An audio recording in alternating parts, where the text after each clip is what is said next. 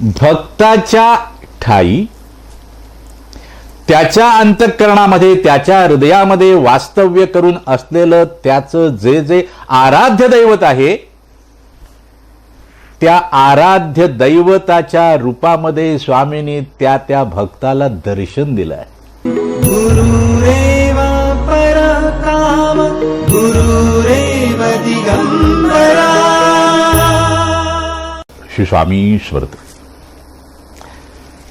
स्वामी चरणांवर नितांत श्रद्धा आणि भक्तिभाव असलेले स्वामींचे अत्यंत प्रिय भक्त ओमकार भिवंदे यांनी असा प्रश्न विचारलाय की त्यांना स्वामी भक्तांनी असा प्रश्न विचारलाय की बाबा आपले सद्गुरू जे श्री स्वामी समर्थ देवांना परब्रह्म म्हणतात किंवा मूळ म्हणतात, मी सर्वांचं मूळ स्वामी आहेत असं म्हणतात, ते कसं काय बाबा? कारण इतर स्वामी भक्त जे आहेत ते त्यांना दत्तांचा अवतार म्हणतात, तिसरा अवतार श्रीपाद श्री वल्लभ श्री नृसिंह सरस्वती आणि त्यांच्यानंतर स्वामीदेवांचा अवतार असं स्वामी भक्त म्हणतात.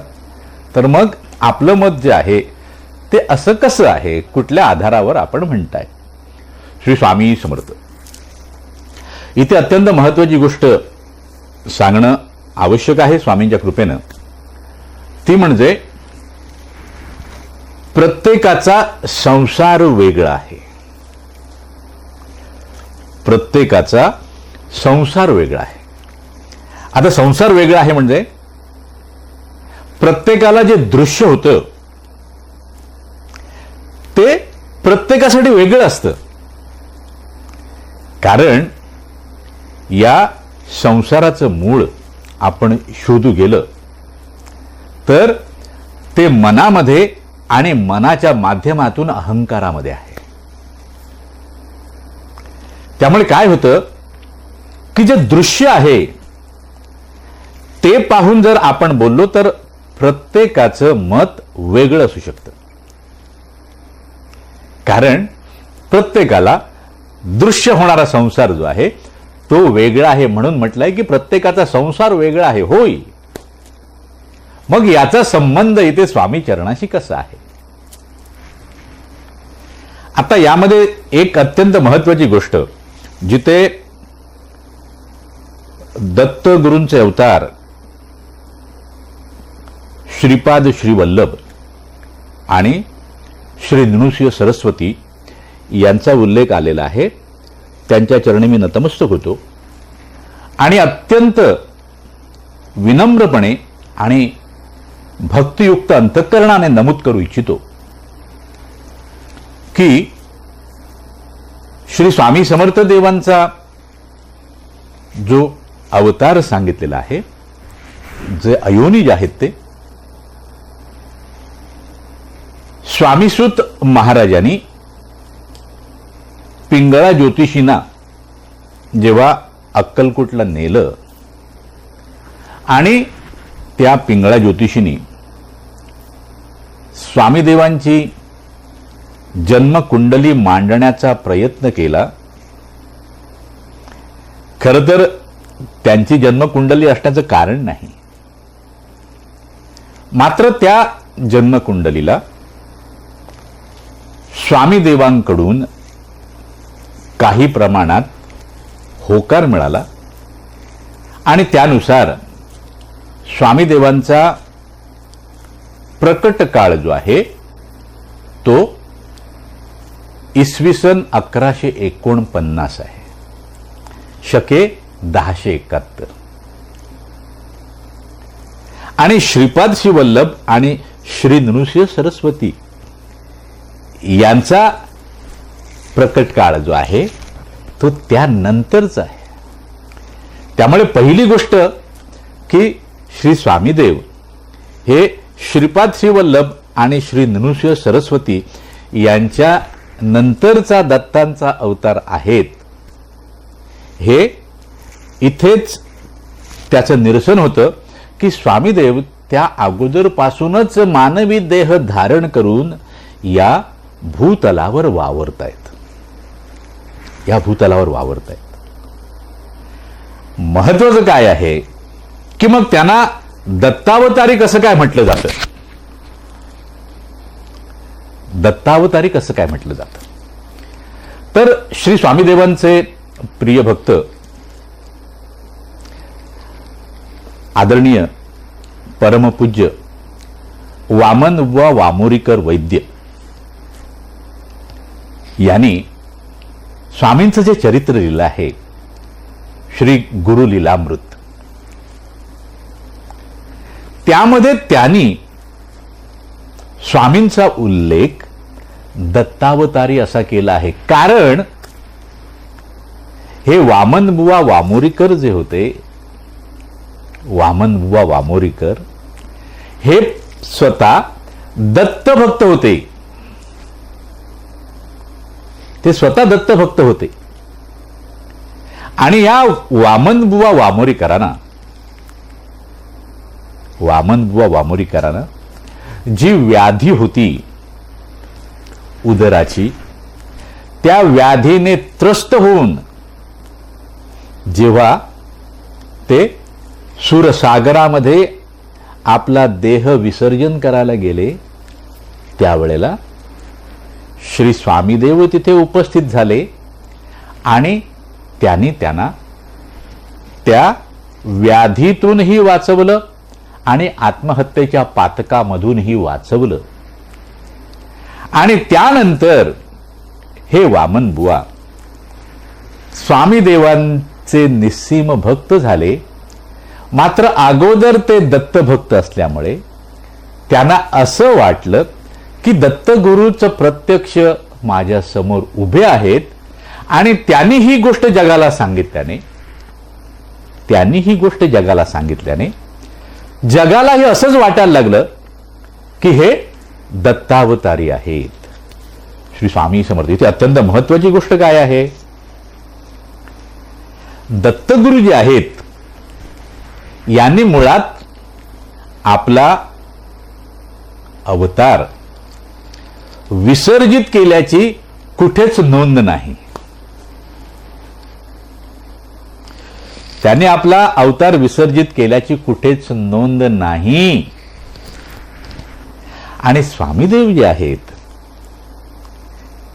हे भक्ताच्या ठाई, त्याच्या अंतःकरणामध्ये, त्याच्या हृदयामध्ये वास्तव्य करून असलेलं त्याचं जे जे आराध्य दैवत आहे, त्या आराध्य दैवताच्या रूपामध्ये स्वामींनी त्या भक्ताला दर्शन दिलं आहे.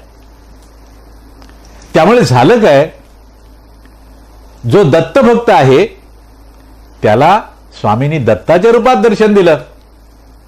हिमालयामधील त्या योग्याची कथा आपल्याला ठाऊक आहे. जो कृष्ण भक्त होता त्याला भगवान श्रीकृष्णांच्या रूपामध्ये दर्शन दिलं. जो मल्हारी मार्तंडांचा भक्त होता, ते त्याचं कुलदैवत होतं, त्याला स्वामींनी मल्हारी मार्तंडांच्या रूपामध्ये दर्शन दिलं. आणि जो माता भगवतीचा भक्त होता त्याला स्वामींनी आदि माया स्वरूपात रूपामध्ये दर्शन दिलं. त्यामुळे हे प्रत्येक भक्त जे आहेत त्या प्रत्येकाला असंच वाटू लागलं की हे दत्ताचे अवतार आहेत, हे भगवान श्रीकृष्णाचे अवतार आहेत, हे महादेवाचे अवतार आहेत, हे भगवतीचे अवतार आहेत. मात्र हे जे आहेत श्री स्वामी समर्थ हे प्रत्यक्ष परब्रह्म आहेत. हे प्रत्यक्ष परब्रह्म आहेत. त्यांनी प्रकृतीचा नियम लक्षात घेऊन, पाळून नाही, लक्षात घेऊन देह विसर्जन जरी केला असला तरी देह विसर्जन केल्यानंतर सुद्धा आणि आजही, होय आजही ते आपल्या भक्तांना सदेह दर्शन देत असतात. म्हणजे स्थूल देहामध्ये येऊन दर्शन देत असतात.